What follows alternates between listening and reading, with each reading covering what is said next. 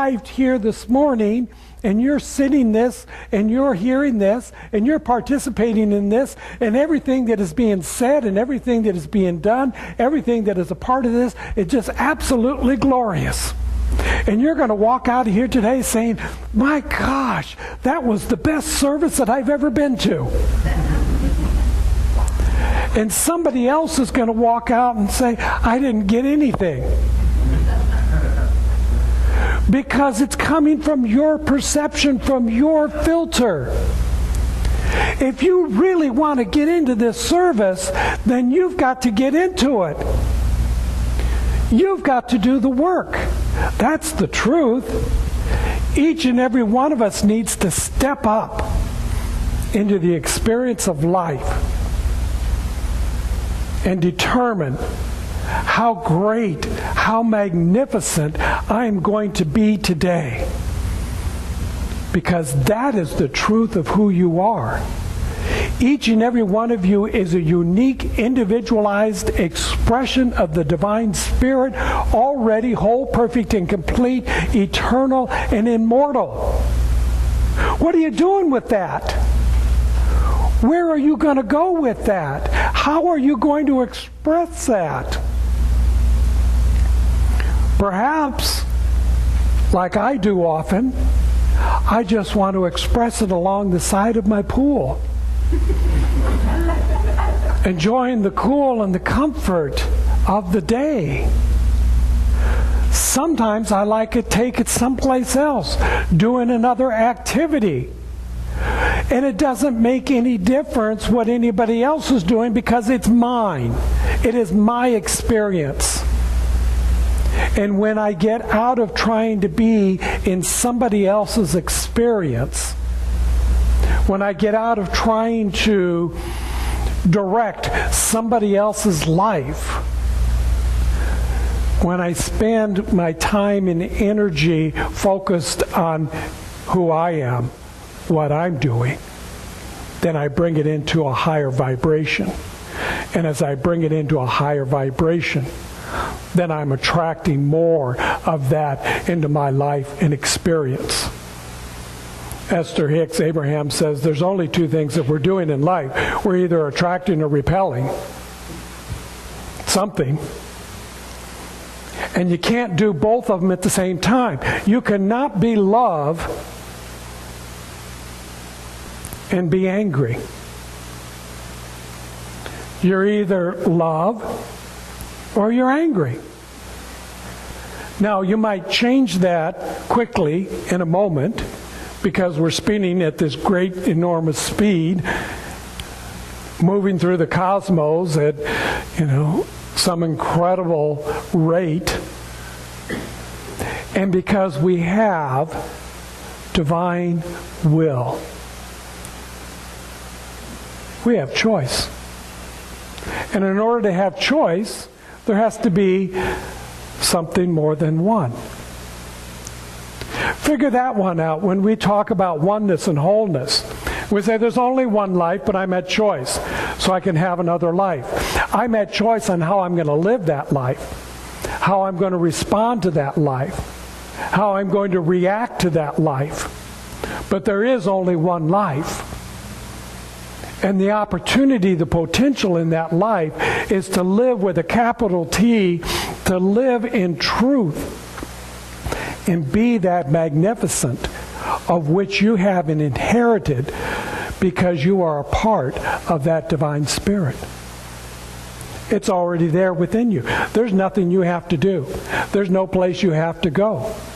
There's nothing you have to read or study or learn or bring into experience other than to open up your own mind and declare within yourself that I am the presence of God. Say this with me. I am the presence of God. I am the presence of God. Yes, right there.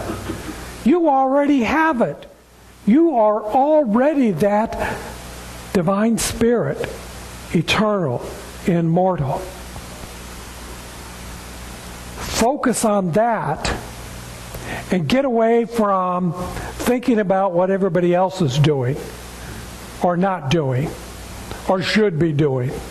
or ought to be doing, and if they would just get on with it, your life would be better.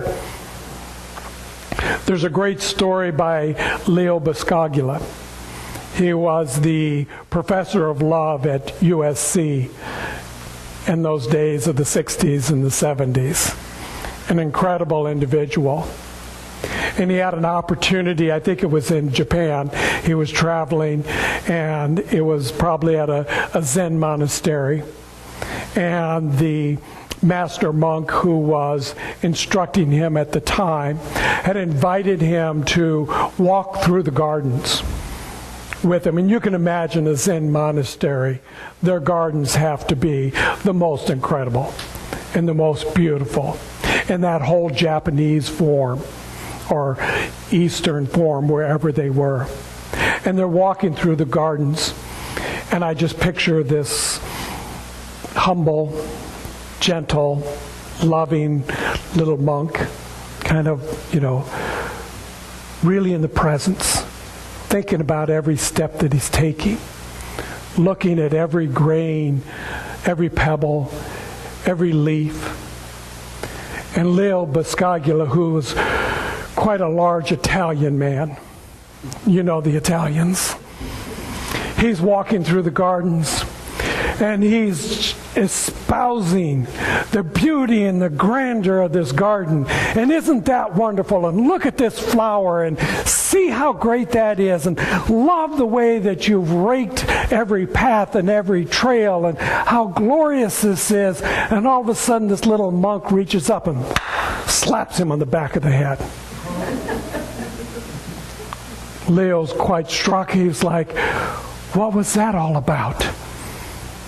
And the little monk said, would you mind getting your dirty little feet out of my consciousness? In other words, I don't need to hear your experience. I'm having my own. And aren't we oftentimes trying to give everybody else our experience? So much so that we interfere with them having their experience. Now, the truth of it was a beautiful garden. He was in complete gratitude and joy and loving that he had been invited there and he was being a part of that. But unable to contain himself, he was dragging his feet through the consciousness of someone else who already knew the beauty and the grandeur of it. Think about that. Where do we go in life? How do we drag our feet through somebody else's consciousness because we think we've got the truth? I absolutely know the truth. Because I'm right. I hear people telling me that all the time. Well, you're right. Well, of course I am. In my experience for myself. But I don't know what's right for you. Perhaps I can be a beacon. Perhaps I can shine a little light. Perhaps I can be in a place where I can comfort, I can support, I can love you, I can be of some assistance. But I don't know your truth. Don't ask me to give you your answer because I don't know what it is. You have that. It's already within you. This is your experience.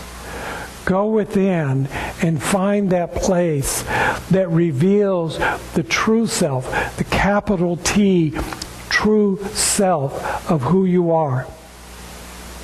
Ernest Holmes, in this month's Science of Mind magazine, there's a short article that comes out of his book, This Thing Called You, 1948. Ernest Holmes says that we are in this journey to find our true self. And imagine that this journey is like moving through a tunnel